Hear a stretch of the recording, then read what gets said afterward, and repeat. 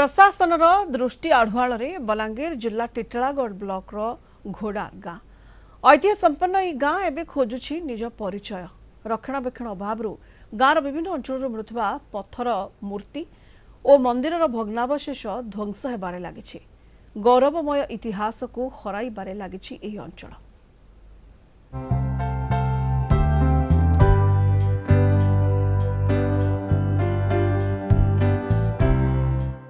बलांगीर जिला टिटलागढ़ ब्लॉक रो घोड़ार गाँ गौरवमय इतिहास को जाबुड़ी धरिथिबा ऐतिह्य संपन्न एही गाँ प्रशासनर दृष्टि आढ़ुआल रही जाइछि। गाँ पहाड़े पत्थर खोदित मूर्ति हेउछन्ति एक पाद भैरव। ग्रामवासी विश्वास पहाड़ उपरे बसी से गाँ उपरे सुदृष्टि रखिथांती। ग्रामवासी भेरो भगवान कही पूर्वपुरुषरू पूजा करि आसुछन्ति। पहाड़ उपरे किए ओ केबे एही मूर्ति तैयारी करिछि काहा पाखरे ताहार सठिक तथ्य नाही। सेहीपरि गाँ मझिरे अछि बहु पुरातन मंदिर। मंदिर प्रमाण करुछि घोड़ार अंचलरे बौद्ध शैव और शाक्त पूजा पद्धतिर गाथा। एही मंदिररे देखिबाकू मिले किछि स्वतंत्रता। मंदिरर प्रवेश द्वारर डाहाण पटे बुद्ध मूर्ति थिबा बेले बाम पटे चंडी मूर्ति विद्यमान। हेले मंदिरर गर्भगृहरे पूजा पाउछन्ति महादेव। एना बहुत बड़ बड़ प्रोफेसर माने सब रिसर्च करी गले न बहुत पुराना देउल मंदिर टे अछि। शिव पूजा भी होछि। आमर पहाड़ रे भी मूर्ति माने अछि। खेत माने भी अछि।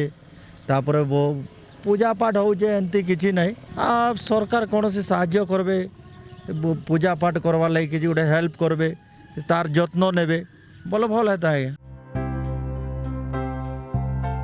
गाँ मझिरे थिबा बुदालिया स्थान रे बहु पुरातन पत्थर मूर्ति और अनेक भग्नावशेष देखिबाकू मिले।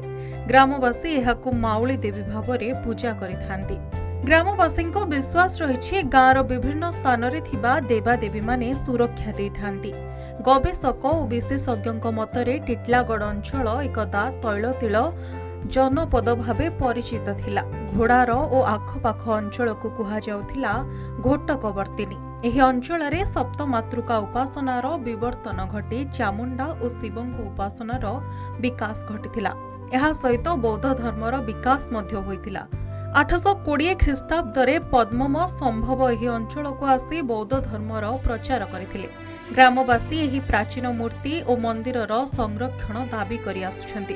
तेणे टिटलागढ़ उपजिल्लापाल कहिसन्ति आवश्यक पदक्षेप नियाजिबो।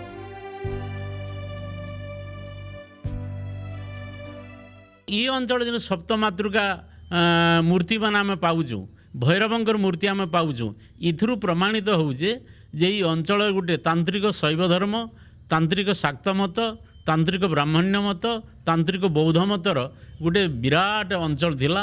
आर प्राय 500 रु 600 वर्ष तक धरिकी ई सब विकास लाभ होता। से जो मंदिर कथा कहते हैं क्या अंडर अच्छे आमको देखा पड़ो एएसआई अच्छी कि मॉन्यूमेंटल अथॉरिटी अंडर अच्छी बा आमर देवोत्तर कमिशन से देखा पड़ो टी आम देखला जदि से सरकारी विधि व्यवस्था भितर अच्छी निश्चित तार जत्न नेब एएसआई हूँ बा देवोत्तर कमिशन हूँ। देवादेवी अनेक भग्नावशेष गाँ मुंडर विभिन्न स्थान में पड़ रही। ग्रामवासी दाबी कर सरकार यह प्रति विशेष दृष्टि देकरी यह जत्न नेले इतिहास यही संतक बंची रही पारिबो।